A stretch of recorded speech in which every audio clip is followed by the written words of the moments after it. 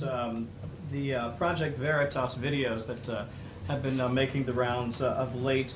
Does the White House have any reaction to the dismissal or the severance of two veteran Democratic operatives after the release of the latest Project Veritas videos? In particular, I want to draw your attention to Robert Kramer, a convicted felon who visited the White House, according to reports, 342 times, also met personally with the president some 47 times, the most recent occasion being in June of this year.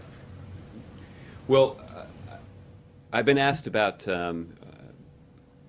videos that have come from this outlet in the past, and in each time I've tried to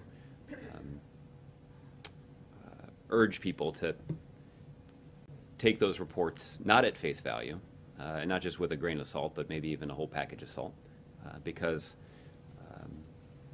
despite what the name might suggest, these videos have not often revealed the truth. You do have some people that were sort of shoved out or walked away based on the release of these videos. Yeah, and so that is true, and so that's why I'm reluctant to comment directly on the videos themselves. I think there is a principle, though, that I will give voice to, which is I know that there was the suggestion in some of these reports that it might be a clever organizing tactic or a clever political tactic to try to incite violence at political rallies. That is entirely inconsistent with the president's view about community organizing and waging a vigorous campaign.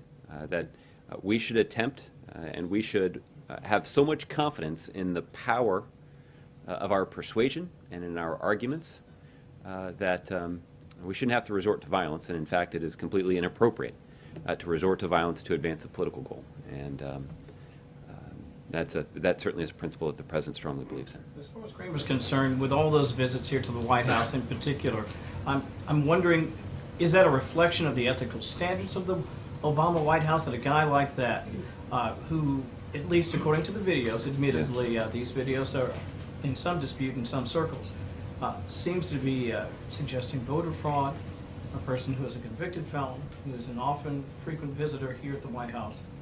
It is a reflection, some would argue, of the standards of this White House, that that's the type of person that's here with that sort of frequency. Yeah. And I think at this point I would urge extreme caution in drawing conclusions about anybody's character based on a few hours of having looked at this video, because time and time and time again, information that is released by this organization is a lot different than initial reports would indicate. Okay.